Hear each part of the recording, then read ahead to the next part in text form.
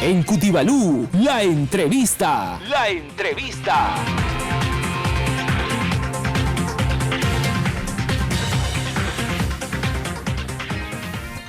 Hay un tema que sin duda preocupa y es el que les comentábamos desde ayer.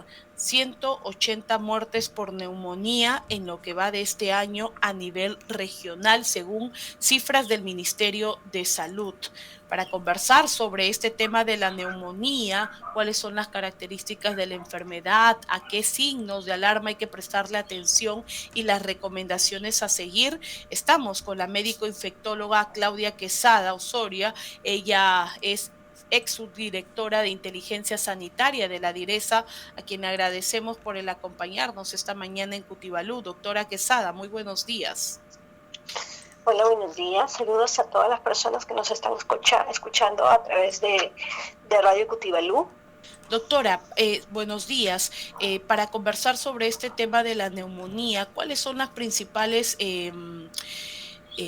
reflexiones que hacer frente a esta enfermedad? ¿A qué se debe además el incremento de casos de neumonía en nuestra región? Hasta el momento se habla de 180 personas fallecidas a causa de esta enfermedad. Claro, mire, eso está relacionado también con el cambio, con las temperaturas bajas, el tema climático que estamos sufriendo, ¿no? A nivel, no solamente me parece a nivel regional.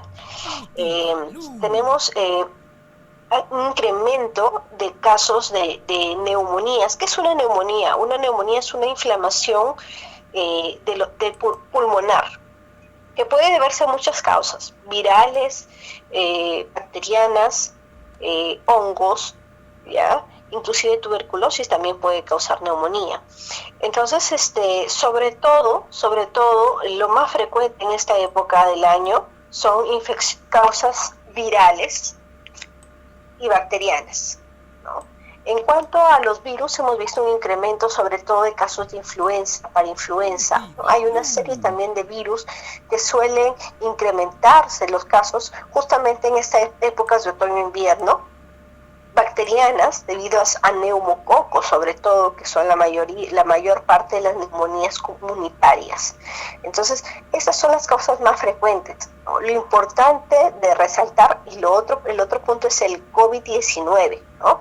El COVID-19 también puede causar una neumonía, aunque hemos visto un incremento durante las últimas semanas de casos de COVID-19, pero esos casos son aún leves, ¿no? No todos los casos de COVID que están apareciendo necesitan una hospitalización, ¿no? Lo que quería resaltar es que tanto la neumonía contra el neumococo como la neumonía contra influenza, que son uno de los gérmenes más frecuentes, son enfermedades prevenibles, ¿no? ¿Y cómo? A través de la vacunación. Eso que nos comenta, son prevenibles a través de la vacunación, doctora, pero antes de ir a este punto, usted mencionaba hace un instante que están en aumento también los nuevos casos de COVID en nuestra región. Sí. Estamos viendo durante las últimas semanas un incremento de casos que no veíamos ya, ¿no? Pero la mayoría de estos casos son casos ambulatorios, son casos que se manejan y son cuadros leves, ¿ya? Y están viniendo de otras partes, sobre todo para personas que viajan fuera del Perú y fuera de la región Piura.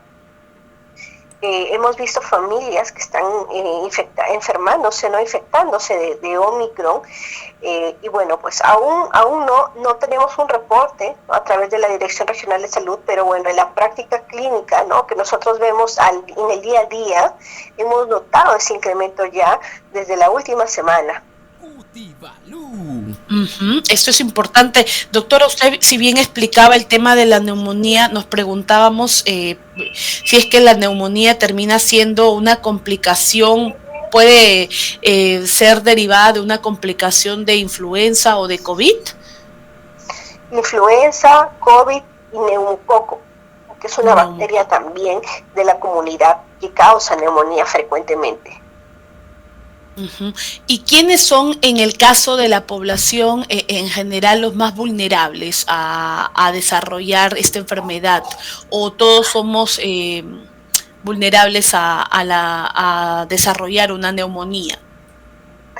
Bueno, siempre la población más vulnerable son los ancianos, los niños, o las personas que sufren alguna comorbilidad, diabéticos, hipertensos, personas que tienen problemas renales, insuficiencia renal, las personas que reciben quimioterapia o que tienen algún diagnóstico de cáncer, ¿no? Las personas con VIH. Y bueno, también, sobre todo esta población que vive en las zonas alejadas, la zona de altura, ¿no? Las personas más humildes, que no tienen un techo adecuado para cobijarse del frío, esas personas son las personas más vulnerables, ¿no? Para hacer cuadros de neumonía. Porque todos realmente podemos estar en contacto con el virus de la influenza, pero no llegamos a desarrollar la neumonía y depende mucho de nuestro sistema inmunológico. Y el sistema inmunológico le podemos ayudar a través de las vacunas que están disponibles en el caso de las enfermedades que se mencionaban.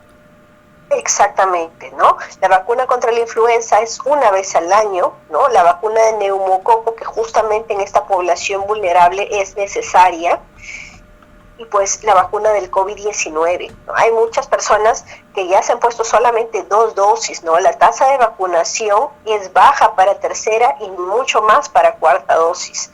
Entonces, recordar que tienen que actualizar su sistema inmunológico, por decirlo de esa manera, ¿no? Porque la inmunidad se pierde conforme pasa el tiempo, la inmunidad de la vacuna.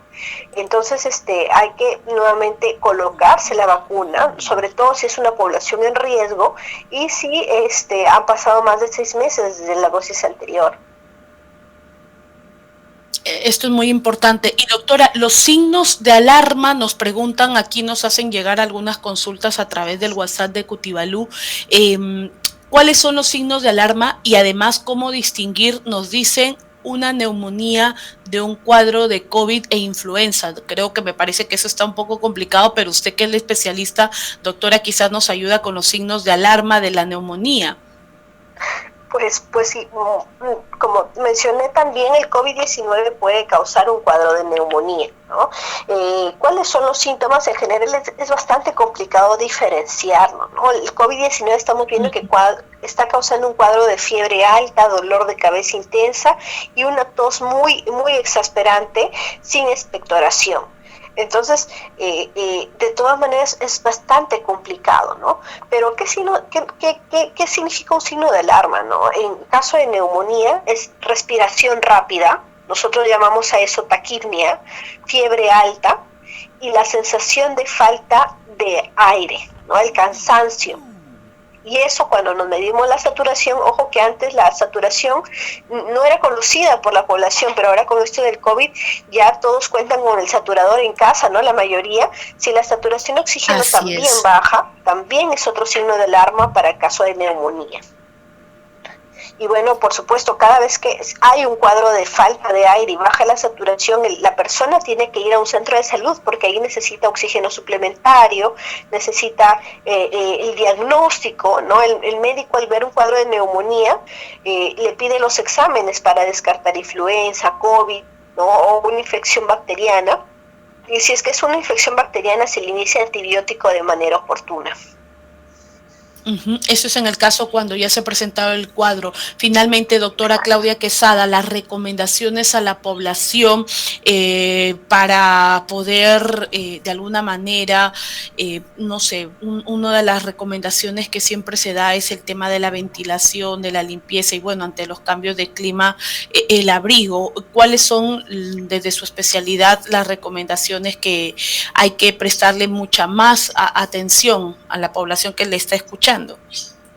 Bueno, estos gérmenes, tanto virales como bacterianos, como hongos, inclusive tuberculosis, el mecanismo de transmisión está a través de gotitas, ¿no? O microgotitas. Y eso se puede prevenir mediante la higiene respiratoria.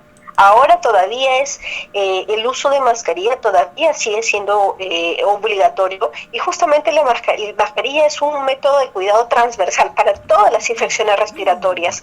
Todo el uso de mascarilla te ayuda a prevenir también la transmisión por influenza, neumococo, COVID-19. Entonces es por ello tan importante todavía seguir manteniendo el uso de la mascarilla. Yo sé que sigue siendo complicado, pero nuevamente esto nos ayuda a prevenir otros tipos de infecciones.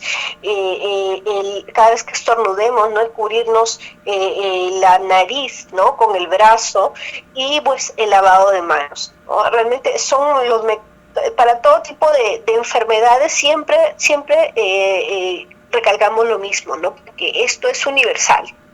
No son los mejores mecanismos para prevenir infecciones, el lavado de manos, y en estos casos la higiene respiratoria.